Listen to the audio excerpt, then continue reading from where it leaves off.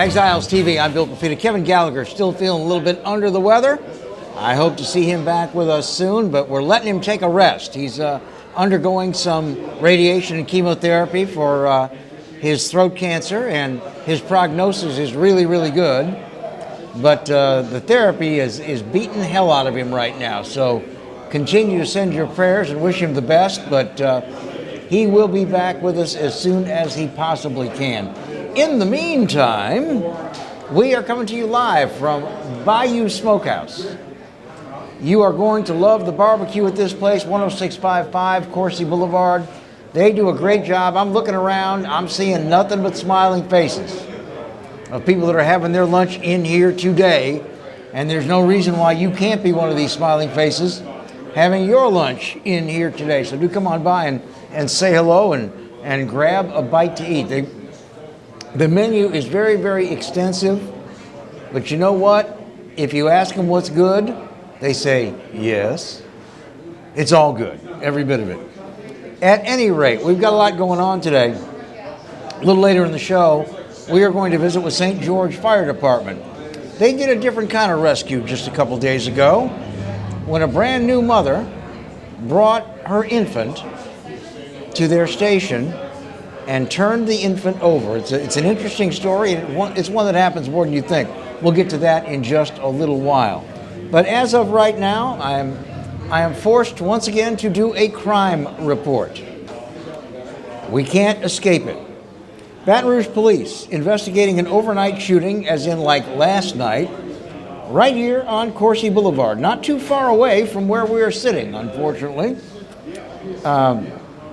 According to officials, a man was shot in the 11,700 block of Coursey Boulevard, about 5 blocks from here, around 11:45 last night.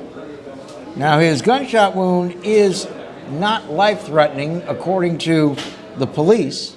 He is hospitalized, and the investigation remains ongoing. And once again, what is my pet peeve? What is my pet peeve, boys and girls? Pretty soon you're all going to be saying it. They do not give you a description of the person that they are seeking. But they'll sit there and say, call Crime Stoppers.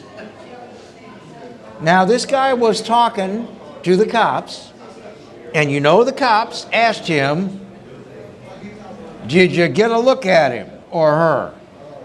And the first thing cops say, black, white, Hispanic, Asian, fat, skinny, tall, short, talk with an accent, all these things. But yet, they're saying they're investigating this shooting, and they'd like our help. They'd like us to call the Violent Crimes Unit or Crime Stoppers, but once again, no description. Now, I don't think it's just a matter of we don't want to give you a description. I think, once again, we're seeing political correctness weave its way in to our lives.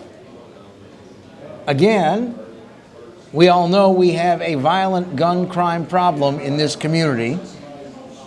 And we also perceive, and quite correctly, by the way, that most of the perpetrators are men, and most of the perpetrators are young, as in under 30, and most of the perpetrators are also African American.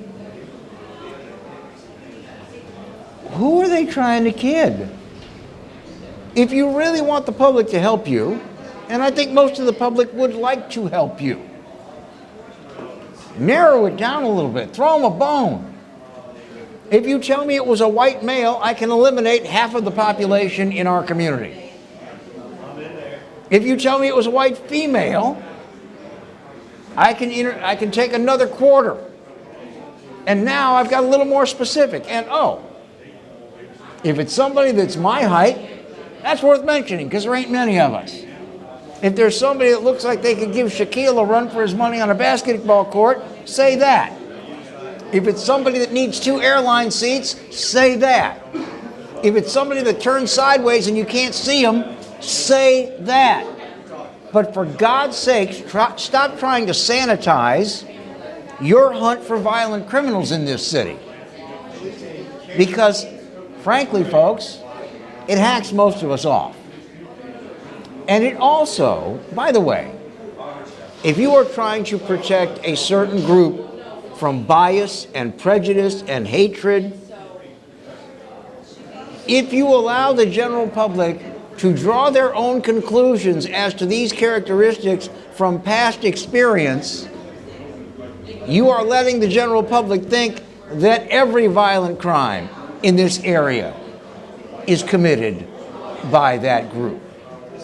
So for God's sakes, if you have a shooting victim that survived, be thankful for that and use what he told you when you release the story so that we can narrow it down and help you a little bit in your search for the person who did that.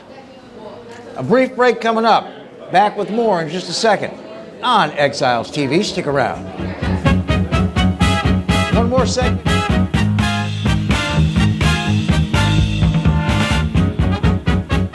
I owed the IRS $10,000. The IRS garnished my wages. They put a lien on my house. I'm self-employed and didn't report all my income. They claim I owe a lot more than I do. The IRS is the most powerful collection agency in the world. They do not give up until you pay. I couldn't sleep. We were being audited. I called Tax Solutions Now, and a great big weight was lifted off my shoulders. I called Tax Solutions Now, and they got the IRS off my back. Tax Solutions Now had my wage garnishment lifted in 48 hours. Tax Solutions Now can get you help. Our agents know the rules, can stop the pain, and get you the best deal. Tax Solutions Now saved my business. I qualified for the Fresh Start program. I paid less than I owed. We connect you with a team of former IRS agents and tax professionals who get the IRS off your back. Time is running out. Call Tax Solutions now. Call 800-778-4345. 800-778-4345. Hi, I'm Bobby Yarborough with Manda Fine Meats. Here at Manda, we know what the folks of South Louisiana love. They love great flavored smoked sausage, delicious deli meats, and specialty items like boudin and andouille sausage. Manda Fine Meats has been providing these products since 1947. We produce them right here in Baton Rouge, so you know you're always getting the freshest product at your local grocery store. Manda Fine Meats. Taste the fresh local flavor in everything we make. Make it Manda every time.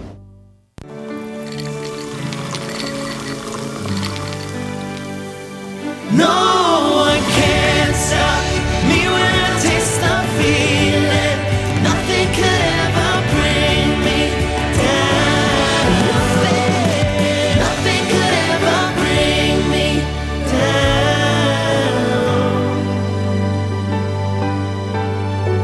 Taste the feeling.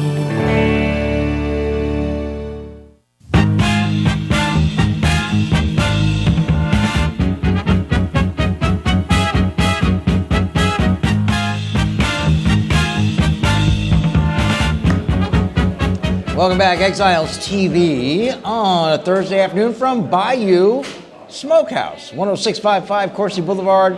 I'll tell you what, if you can't smell it as you drive by, you need to see the doctor, but the food is terrific. They actually do it, they smoke it over wood out back. If you pull into the parking lot, you're going to be back that way to find your parking space because it's filling up. But they do a great job here. Do come by and see us. Come say hello and grab something great to eat. Do you remember over the weekend the story of the 15-year-old girl in Port Allen that was shot to death in her apartment? Some person or persons just absolutely riddled the apartment with gunfire. It had 40 or 50 holes that were visible. Her father gave an interview to the television stations. He was totally broken up. He had no reason. He couldn't come up with any reason why anybody would want to kill his 15-year-old daughter. Well, this is even more unreasonable. A 14-year-old has been charged with second-degree murder for the killing of this 15-year-old girl. And the 14-year-old said that she was not the intended target. Oops! Riddled an apartment with gunfire. You're not the one I intended to kill. Jasmine Woods is the young lady who was killed. Saturday at 2 a.m., she was getting ready for bed. The shooter opened fire on the apartment, hitting her multiple times. She died at the hospital. The shooter says it was the wrong apartment. The neighbors agree. The neighbors say that there was somebody that was involved in some bad things that was probably the intended target. Now, young Miss Woods, Jasmine, was a model student, an athlete, played softball at Port Allen High. Here you go, pet peeve number 2. Pet peeve number 2. Authorities did not identify the 14-year-old suspect because of his age. Information about how the 14-year-old got the gun and the circumstances leading up to the shooting have not been released. The authorities in Port Allen say the investigation is not over. A 14-year-old. We know that it's a male. I don't think they intended to disclose that either, but the authorities said we will not identify him because of his age. So we know it's a male. In my opinion, the most enabling part of the juvenile justice system in this nation and in this state is not revealing the name of a violent criminal because of their age. I don't particularly like the fact that all you can get is sentenced up till your 21st birthday. I don't care for that much either. But you know, I've always believed, I still believe, that community disdain, that shame, that shunning, that being called out by your family and your peers is one of the greatest deterrents to bad behavior that there is in this world. And we don't know. The father of this dead young girl doesn't know. We don't know this 14-year-old's name. We don't know who his parents are. We don't know who his siblings are. We don't know where his parents work. And the power of bringing that shame down on your family is sometimes enough to keep you from doing violent things. We will not know who this person is unless it somehow leaks. And by the way, if you're any part of the proceedings, police department, court, prosecutors, and you leak this kid's name, you're going to go to jail. This is absolutely insane. You commit big boy crimes. You pick up a gun and you shoot up an apartment. Society should be nauseated and ashamed and embarrassed that they're shielding your name from the public. You commit a big boy crime.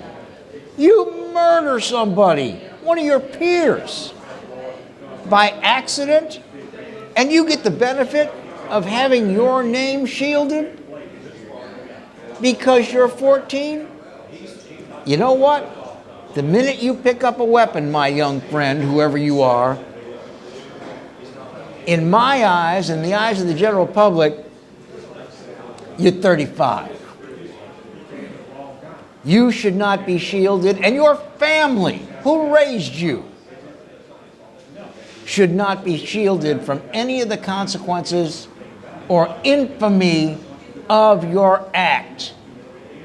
You freaking shot a 15-year-old child to death, and you were at the wrong place. Not only are you violent, you're a moron. And I'm guessing that your apple didn't fall far from the moron tree. So I want to know the names of the people who foisted you upon this earth. And I want to know your name. And everybody should know your name. And oh, by the way, you folks in the legislature right now, you folks that are sitting in that big pointy building downtown Baton Rouge, thinking of how you're going to spend that extra billions of dollars you got from the Federal Relief Act, that are all going to go out there and glad hand with the presidential group today, who do stupid things like write strippers got to be 21-year-old laws. You do stupid, you have a fourth state flower that you're naming. How about this? How about you write a simple bill that says anybody who commits a violent crime has their name and identity released? How about you do that? Shouldn't take you very long, and your constituencies will thank you. Because I don't know about you boys and girls, but I want to know if some violent punk kid is in my neighborhood or at your kid's school or working behind the counter of the Circle K there where you go to buy your coffee. We deserve better than this. Justice deserves better than this. And like I said, I hope that everybody who released the information to not release the information had to go home and throw up their lunch, because not releasing this gives me nausea, and I wasn't even there. We'll be back in a moment on Exiles TV. All right, I'm gonna move over here.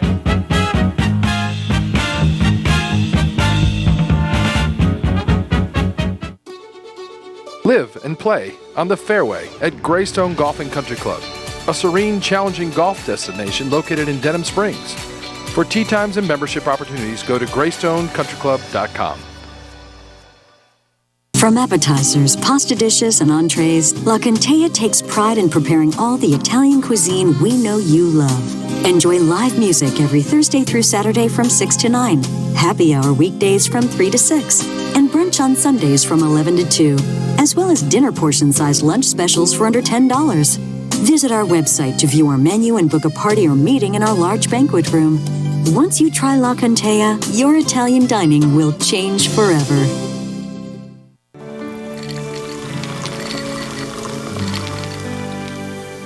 No one can stop me when I taste the feeling.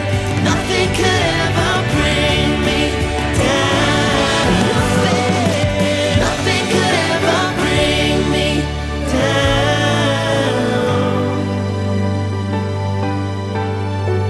Taste the feeling. Hi, I am Dr. Farrell Frugier Jr., and I am a general dentist at Frugier Family Dentistry. I was born and raised in Baton Rouge, Louisiana. I went to Catholic High School, LSU, and LSU School of Dentistry in New Orleans, where I received my DDS degree in 1986. I always have and will continue to be committed to continuing my education, to invest in technology which makes the diagnosis and delivery of dentistry more thorough, more comfortable, and more aesthetically pleasing. In our practice, we are here to serve the patients. We want to improve their quality of life and to develop relationships with our patients. In dentistry, we have a chance to impact lives on a daily basis, not just by doing dentistry, but by getting to know them and being a part of their life. We also believe in giving back to our community. So every year, we give back to the Greater Baton Rouge Food Bank, Toys for Tots, and Mary Bird Perkins Cancer Center. Please stop by and visit our office. We would love to take care of you and your family. The selection is deep, and the time to get a used car is right now from the Team Automotive Group. Shop and save on over 125 certified vehicles and choose from more than 700 pre-owned vehicles at any of our team locations. or log on anytime at teamautouse.com.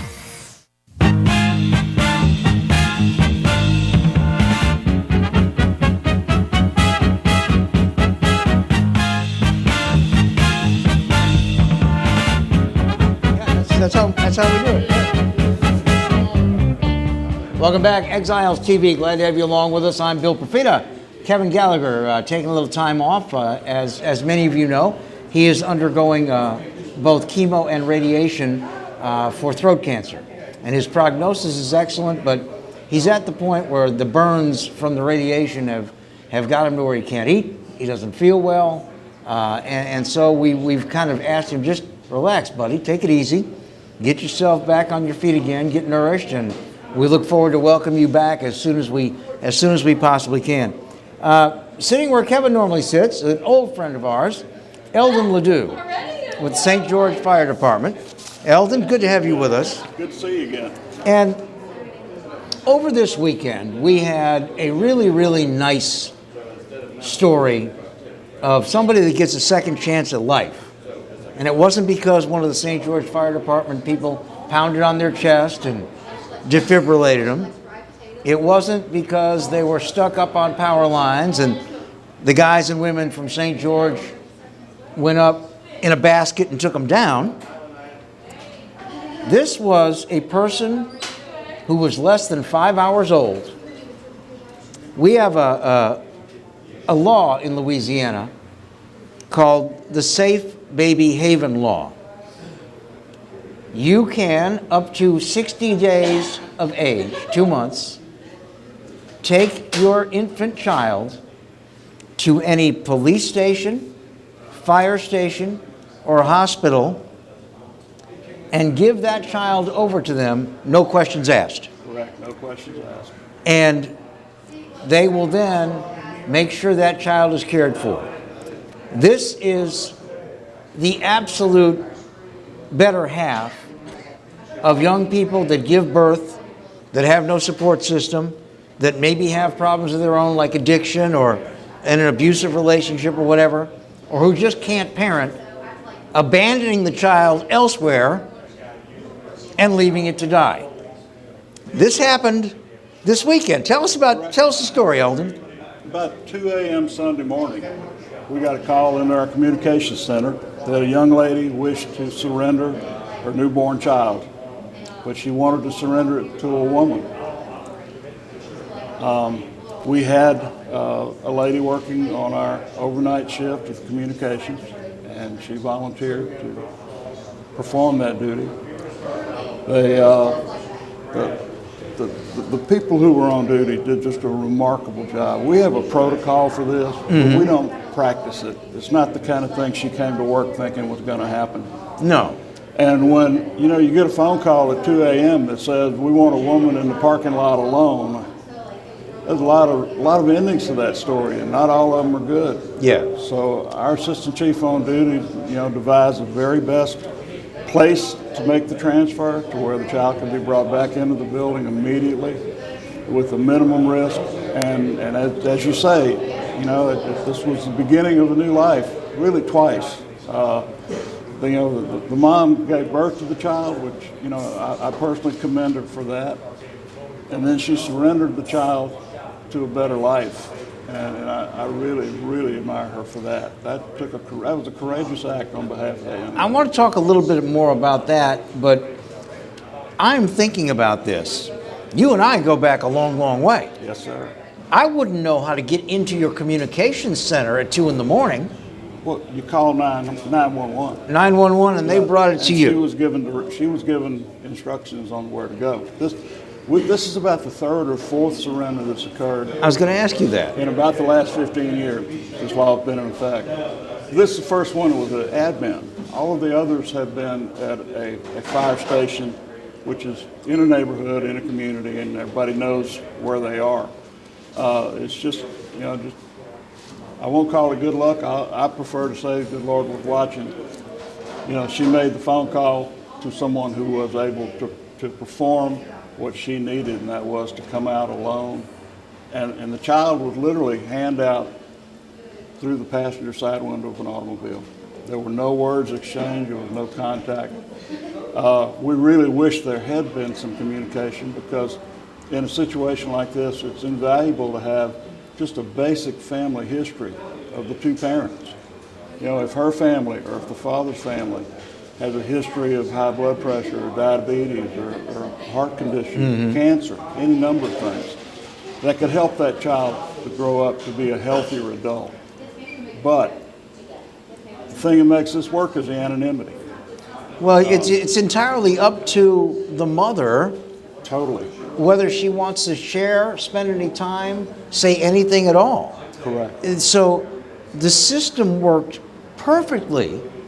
You know, I think there are a lot of people that don't want to trust and believe that to do the right thing for their baby, nobody's going to ask them any questions, nobody's going to require they do any paperwork. Right. The fact that she didn't even have to get out of her car proves that the system works for someone who is obviously scared, traumatized, and I understand you all did a medical evaluation. Correct. And then took the child to Women's Hospital, and they said, what, 3 hours old? That was their guess? The paramedics evaluated the child as being between 1 and 3 hours old, and was a healthy baby. She was, and it was a little girl, and she was crying like a little baby does, and she was breathing normally, which is that's good crying to hear. Oh, absolutely, absolutely. And the way the protocol, the way the program works is, we took the child in, and then when we got that phone call, a call was made to EMS to have one of their ambulances dispatched, and also to dispatch one of our paramedic units. We have two vehicles that are staffed by 2 paramedics each, and they got there before EMS did. They did the remainder of the evaluation, and then when EMS got there, they transported the child to Women's Hospital, which Women's Hospital in this community is a safe haven site. The child could have been brought to Women's Hospital initially. However, that would have probably required a little more interaction. Yeah, show everybody the, Marty, if yes. you can get a picture of this.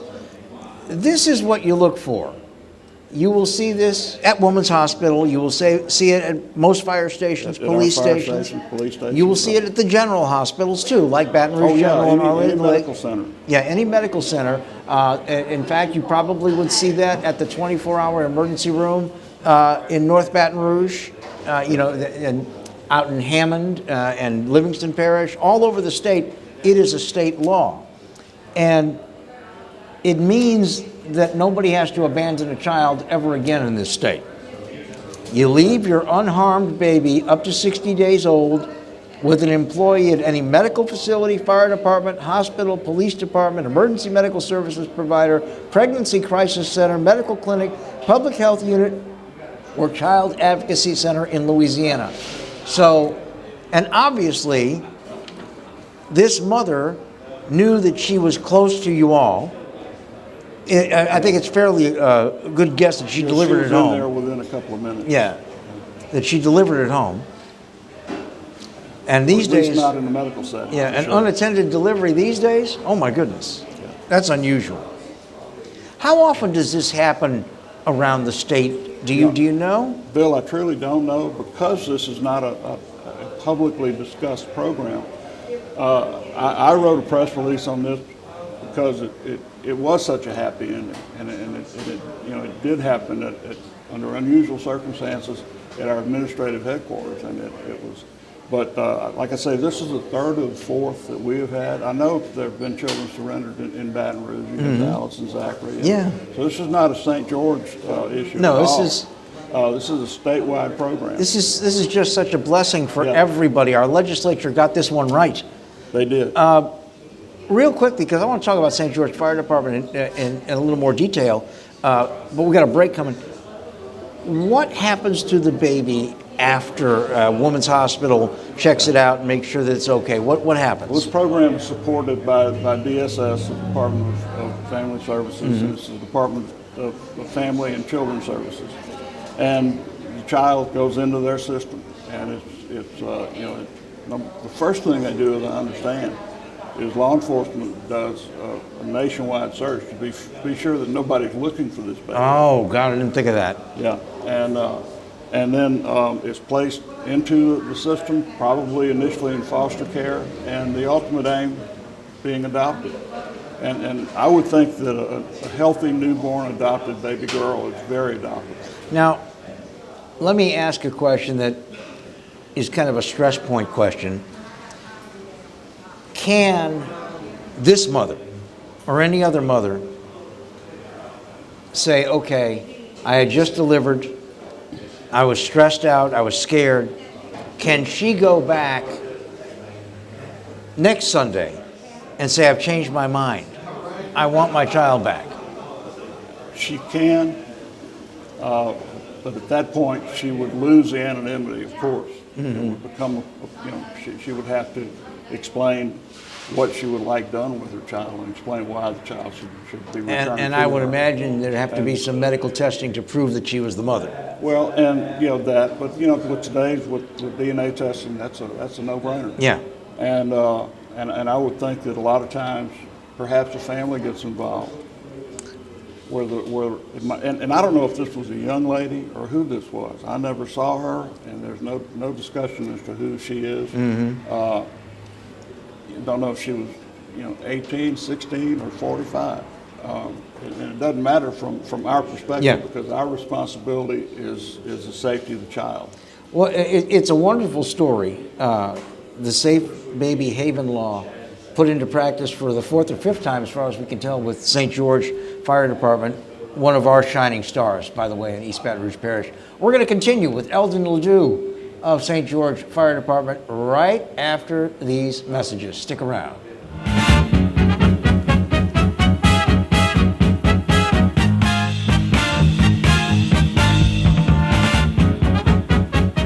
Ledoux Furniture and Appliances, your dependable independent. Depend on us for service, for selection, for price. Get huge Whirlpool savings. Shop now and save on Whirlpool appliances throughout the store. Plus, experience our price match guarantee and ask about special financing. You can depend on the know-how of people who live appliances every day. Ledoux Furniture and Appliances, your dependable independent with nationwide buying power.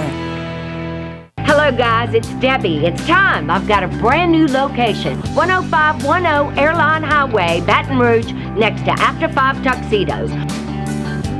We have the perfect spot to get all your wedding and formal wear needs. Come see our one-of-a-kind name brand and get great prices. With 30 years experience, the best customer service anywhere. It's Debbie's Bridal, Airline Highway, Baton Rouge. See you soon. Hi, I'm Hurricane Betsy Barnes. And I'm Dr. Kay Siller with the Rocket Right Show. We are two busy blondes on the go showing off life in Louisiana. Watch us on Pelican Sports Network. And Talk 107.3 FM. Check local listings for times. The first big sale of the year is here. The Dream Garage Spring Event is underway at Team Honda. For the first time ever, get $12.50 customer cash on every new 21 Passport, or get 0% for 60 months on every new 21 Pilot at Louisiana's #1 Honda dealer, Team Honda.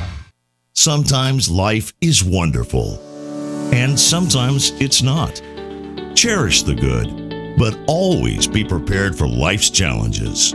At Private Healthcare, we provide the peace of mind you deserve. With Private Healthcare, you'll get the coverage you want and healthcare you need. If your employer doesn't supply healthcare coverage and you don't qualify for Medicare or Medicaid, you need to give us a call right now. Private Healthcare is private health insurance for ages 65 and under with medical, dental, vision, and even prescription coverage. When life comes at you unexpectedly, you need to be ready. And health insurance is your financial safety net. Health insurance has never been so easy and affordable. If you're looking for health coverage at the best price and your annual household income is $35,000 or more, call the number on the screen now and speak with a live healthcare consultant. Don't wait. Get the coverage you need now.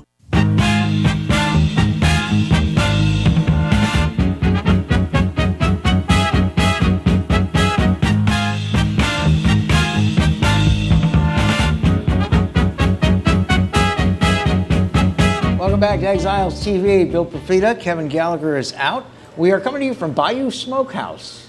This is the best barbecue in town right now, today, simply because I say so. I can do that. I'm the one with the microphone. I can do all kinds of things like that. I'm joined by Eldon Ledoux. Eldon is the public information officer and a whole lot more for St. George Fire Department.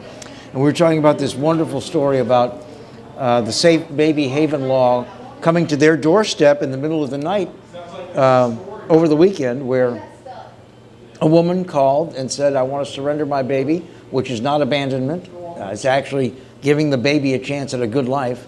And they did the handoff at the administrative center at St. George Fire Department. It's a wonderful story, but you know, you all have lots of wonderful stories. I'm seeing a lot of growth in St. George Fire Department.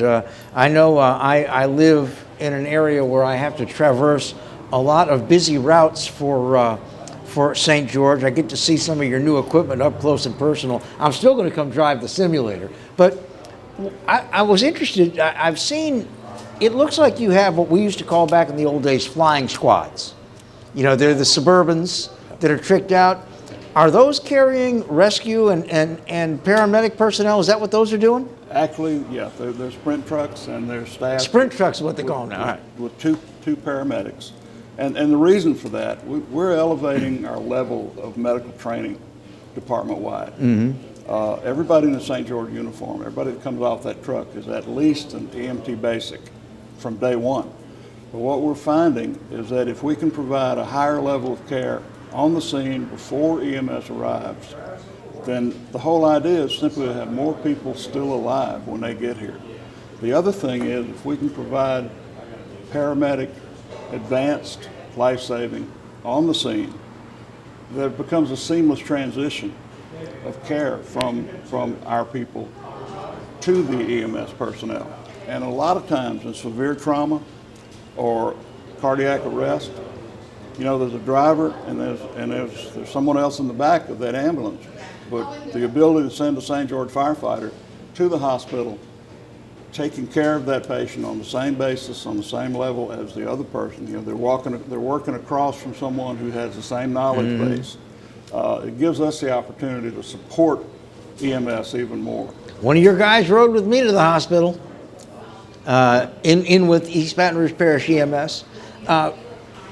What I think a lot of people don't realize is when you set up these kind of programs, when you're expanding, as you put it, the knowledge base, when you're putting additional vehicles that are highly maneuverable and much quicker than a fire engine out on the street, a lot of it is the logistics of your geography. It is. You, St. George, has got a big chunk of high-speed 4-lane highways. You have got a big chunk of multiple resident dwellings, apartment buildings in St. George. And so if EMS is dispatching, and they're dispatching 2 units because you got 12 cars in a high-speed wreck, and you can send 2, then you've got more personnel on the scene right now right away that can do the advanced life-saving care. Correct. And you know, a paramedic under the supervision of a physician can administer drugs. They can begin infusion.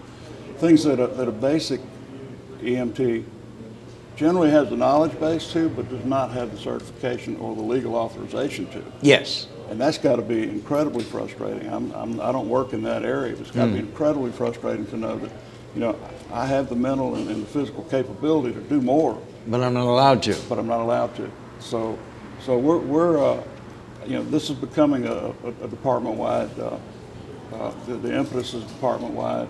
We're, you know, we have more than half our people interested in becoming advanced EMTs, and not necessarily all the way to paramedics, but you know, the advanced EMT that does give them a greater ability to help people in need, and that's what it's just all about. I mean, it's about doing the best job we can for the people who need it the most.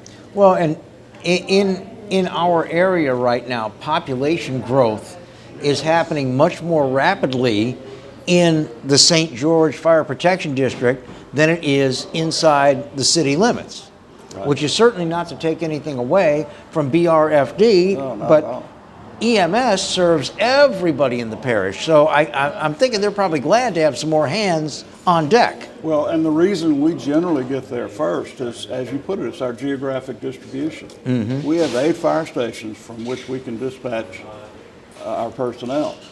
EMS is running, I think, from between 11 and 14 ambulances all the time. But those are to cover the entire parishes, 470 plus square miles in East Baton Rouge Parish. Yeah. So it's not unusual for us to get there before they do. Do you see this growing? Do you see more sprint vehicles on the road carrying paramedics? You know, I think we could probably see 1 or 2 more in the future. I'm not in that plan. I guess I ought to ask how many you have now. We have 2. Okay, 2. But 2 per shift. So, but yeah, as we have more qualified people, we're already seeing that it's taking longer for some of the sprint trucks to arrive on scene than we'd like, simply because they were on the other side of the district when the call came in. Same problem that EMS has. They're not located in a real good position to be waiting for that next call. They're taking care of the last call. So, for example, if we had somebody out in your neighborhood and the next EMS emergency was in the Shenandoah area where I live, that's a long haul. It is. So obviously, if we can put 1 or 2 more of these on the road eventually, it will increase our ability to perform that service as well. Well, we've also got, there's going to be an interchange, and all interchanges from interstate highways have accidents. They do. And they're usually fairly high speed, and they usually require some sort of response. And now I'm talking about the Pico Lane interchange on I-10. Yep. It's a very, very high-speed corridor, very congested, and that falls under your jurisdiction as well, so you're going to have to cover that now. Absolutely, and also the area between Highland Road and Ascension Parish. Mm-hmm. Our district extends to Biden-Manchac. And one of the things that I would have never really thought about before I entered the fire service, you get a call about, okay, we got an accident on Interstate 10 between Burbank or between Interstate 10 would be between Bluebonnet and Essen. Mm-hmm. Okay, it's between Bluebonnet and Essen. But in which direction does the fire truck have to go? Does it have to get on at Bluebonnet or does it have to get on at Essen? So a lot of variables that we're still working on. And again, what kind of traffic congestion are you facing? Yeah. You can certainly see and hear those great big vehicles, but boy, they can't maneuver real well. They're getting better. Yeah. We're actually buying we're having some new engines built, and they're putting them in service one at a time. And they're shorter. They've got rounded bumpers instead of the big square thing that sticks out 2.5 feet. So yeah, those kind of changes are being made as well. What do we see? I know that when you need it, you'll ask for a millage from the voters, and you've always gotten it. My home is in St. George, and we never fail to vote yes on this. And you've also been good stewards of the money that you get. But are we at a point where you need some more stations because it's growing so much? Well, actually, we are building a station adjacent to the administrative building on Airline, right there in the Klein-Peter curve, as we call it. Now, that station is going to replace one that is in service, but we don't own. It's on Castile, which is an industrial street that's off of Airline near the Women's Hospital. That's a leased facility, and the reason we didn't go brick and mortar in 1992 was that we didn't know what the development pattern of Airline Highway was going to be and where the ideal location for that station would be. Well, Women's Hospital answered all of those questions. So now we know, the best location for that station, and we've known it for a while because it's the property that we bought to build the administrative center. But we have a $13 million project underway right now that the voters supported and allowed us to do. That's going to add that station. It's going to build a training and communication center. And then at the back of the property, it's going to be a 5-bay maintenance center to where we can house all of our reserve units in one location and do minor work on and things of that nature. So yeah, we're growing, and we're finally going to be administratively and in one location, in one spot. But yeah, the next station after this one is obviously going to be out of your area. We hope to be as near the intersection of Bluebonnet and Jefferson, Highway 30, Nicholson. I heard a rumor as we can get. that one of the big developers, and I won't drop a name in case I'm not correct, has in fact started to make offers about the footprint, the property, cutting it out of their development and at least getting you the property. Right, and I can't speak to that because I'm not at that level. That's above my pay grade. But I do know that that's our ambition. And I also know that essentially the design work for that station has been done. The architectural work has been done. It's part of this $13 million project. So we've had a 5-year plan rolling almost forever. And our leadership has really been farsighted. Those of us who live in St. George, those of us who have had to use your services, when I see one of your vehicles rolling down the road, lit up and the siren going, the first thing that occurs to me is help is on the way.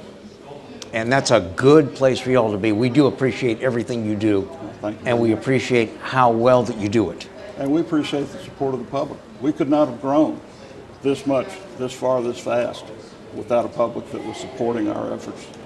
Well, it is a mutually beneficial relationship, as they say, and we sure appreciate everything you've done. And this story about the baby, it just really took a lot of us from having a very, very grim outlook of life in Baton Rouge to having one that really made us feel good for a little while. It's a good change from the body count and the mayhem. There you go. Eldon Ledoux. With St. George Fire Department. Always a pleasure. Let's have you back again sometime soon. Look forward to it. And I'm going to make an appointment to go drive that fire truck simulator. We'll make it happen. I'll get one of the training officers. It's not possible to wreck it, is it? No. Okay, good. It would have been done by now. It would have been done by now. We'll be back to wrap it up in a moment on Exiles TV. Stick around.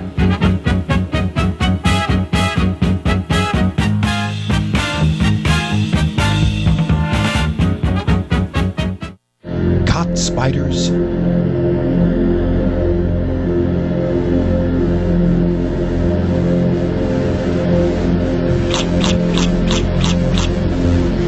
Premier Pest Services. Hi, I am Dr. Farrell Frugier Jr., and I am a general dentist at Frugier Family Dentistry. I was born and raised in Baton Rouge, Louisiana. I went to Catholic High School, LSU, and LSU School of Dentistry in New Orleans, where I received my DDS degree in 1986. I always have and will continue to be committed to continuing my education, to invest in technology which makes the diagnosis and delivery of dentistry more thorough, more comfortable, and more aesthetically pleasing. In our practice, we are here to serve the patients. We want to improve their quality of life and to develop relationships with our patients. In dentistry, we have a chance to impact lives on a daily basis, not just by doing dentistry, but by getting to know them and being a part of their life. We also believe in giving back to our community. So every year, we give back to the Greater Baton Rouge Food Bank, Toys for Tots, and Mary Bird Perkins Cancer Center. Please stop by and visit our office. We would love to take care of you and your family. From appetizers, pasta dishes, and entrees, La Contea takes pride in preparing all the Italian cuisine we know you love. Enjoy live music every Thursday through Saturday from 6 to 9, happy hour weekdays from 3 to 6, and brunch on Sundays from 11 to 2, as well as dinner portion-sized lunch specials for under $10. Visit our website to view our menu and book a party or meeting in our large banquet room. Once you try La Contea, your Italian dining will change forever. Live and play on the fairway at Greystone Golf and Country Club, a serene, challenging golf destination located in Denham Springs. For tee times and membership opportunities, go to greystonecountryclub.com. Hi, business owners. Phase 3. Woohoo! But do your customers know you're back? Well, that's where the Clarence Bugg Show and Pelican Broadcasting can help. Right now, we've got great rates on advertising packages to help you get the word out. Shoot me an email at bugsclarence@gmail.com. Or better yet, call me up. I'd love to talk with you. 225-485-6839. Let's get together and make Phase 3 the best it can possibly be. Got termites?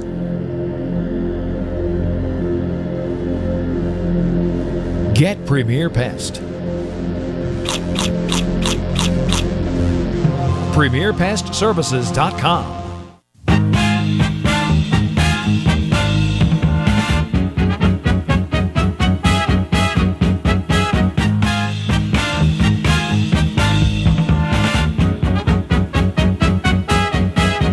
Welcome back.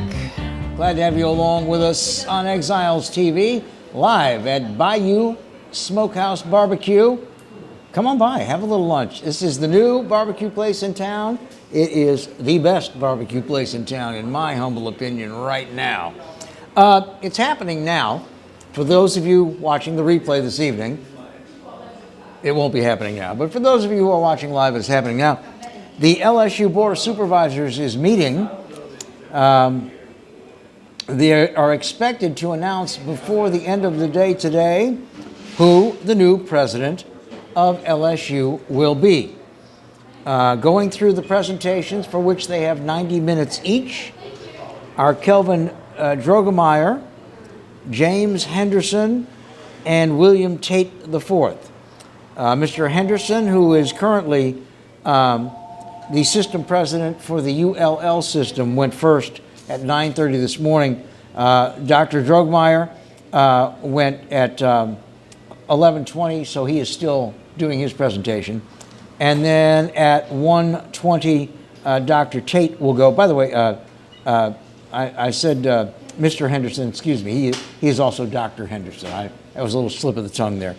But we will probably hear who the next president is going to be sometime this afternoon, courtesy of the LSU Board of Supervisors. Also on the agenda, they will be asked to approve a $2.5 million contract for Kim Mulkey, the new head women's basketball coach.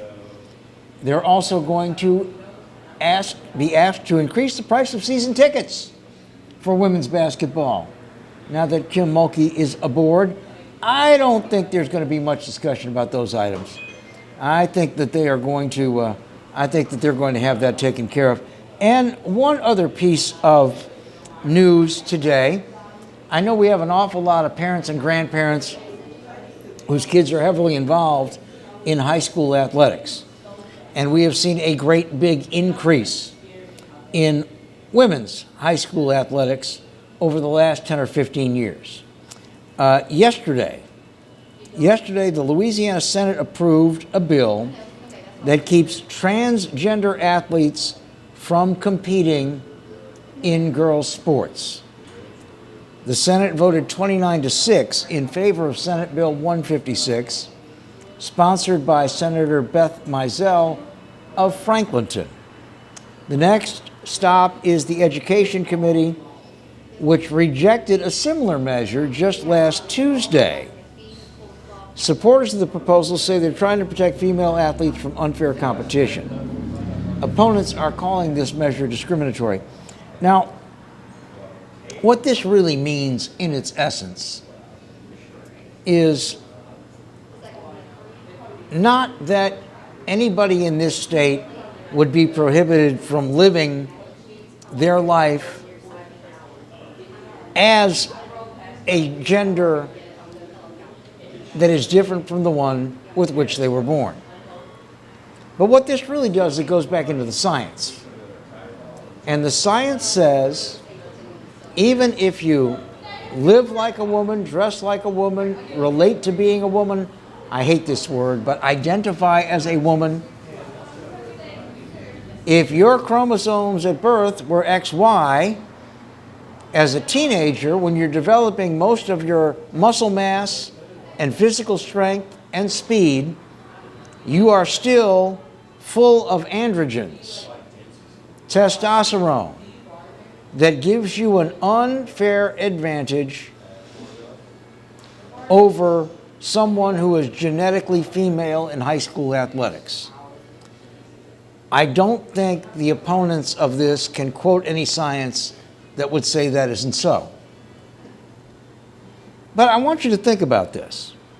We have come a long way in trying to get sports for women in high school the same type of stage, the same type of equipment, the same type of of support, the same type of enthusiastic crowds that we have for men's sports that we've had for years and years and years. We got female volleyball teams and basketball teams and softball teams that are absolutely fabulous. They've got huge followings. The parents go in caravans to take them to tournaments. But you can't take a 14-year-old boy and a 14-year-old girl who are the same height and the same weight and measure their strength and their speed to be exactly the same, because it won't be. And it's because of the different hormones that are coursing through their brains that help them build speed, muscle mass, all the athletic skills. So nobody asked for my opinion, but I'm going to give it. I don't think that it's a good idea to allow genetic males to compete in female sports at the high school level. There is too much difference in the physical abilities, particularly at high school age. It would not be fair to the genetic females. And you know what? Sometimes you got to say, S happens. And you're not going to be able to do this. Even though you identify as a female, you're still genetically a male and you still have male hormones building your muscle mass. And so you're not going to be able to do this. Sorry. That is going to do it for us today. Keep my buddy Kevin in your thoughts and prayers. He will be back with us soon. And in the meantime, take care of yourselves as well. Stay well, stay out of traffic, stay out of this new heat we're getting. We'll see you again very, very soon. Thanks so much for being with us. God bless.